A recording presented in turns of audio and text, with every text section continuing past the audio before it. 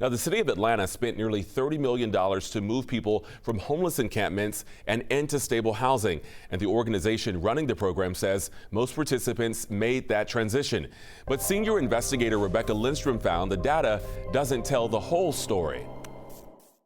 The city of Atlanta says it's helped get 1,850 people out of encampments and into stable housing through its Lift 2.0 program.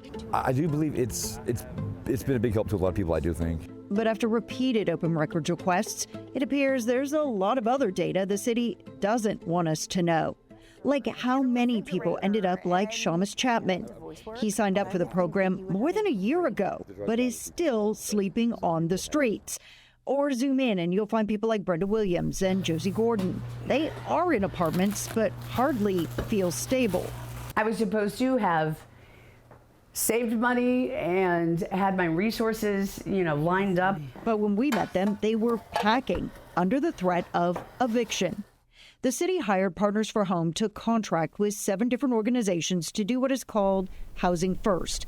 Taxpayers foot the rent for a year to get people into stable housing and pay a caseworker to get them on the road to self-sufficiency. For Brenda and Josie, that added up to more than $41,000. I mean, if they're providing your rent for a year, I'm assuming that what they're doing is basically trying to train you how to live and be able to provide for yourself. And did they? In that year, no, they never, not one time. Brenda, Josie, and Shamus say they wanted help connecting with drug treatment programs, mental health counseling, or job training. By contract, caseworkers are supposed to meet with clients face-to-face at least once a month. How many times would you say you met with a caseworker? Never. Never face-to-face? I have never met a single one of them. And they say the rent and utilities put in their name to help rebuild their credit were constantly paid late by the program. So what's the impact on your credit? Oh, it kills it. Because the city won't give us access to the client notes, even with their permission, we are not naming the organization hired to provide case management. But our open records requests do show Partners for Home notified the nonprofit it had to improve its process.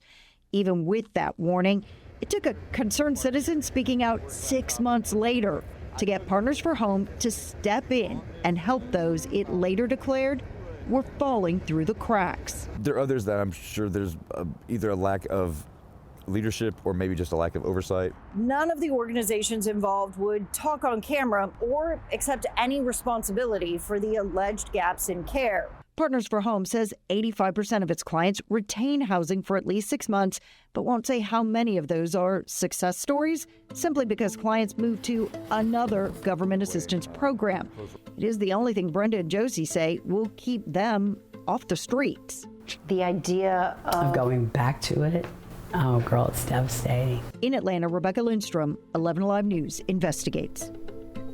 Now, the organization was hired to provide the casework. That organization told 11 Alive that the clients that failed to return their calls, they were the ones who also, they say, didn't follow advice and remain in contact. If you have a story that you would like to share with the Rebecca or 11 Alive News Investigates, you can call this number here, 404-873-9111, or email investigates@11alive.com.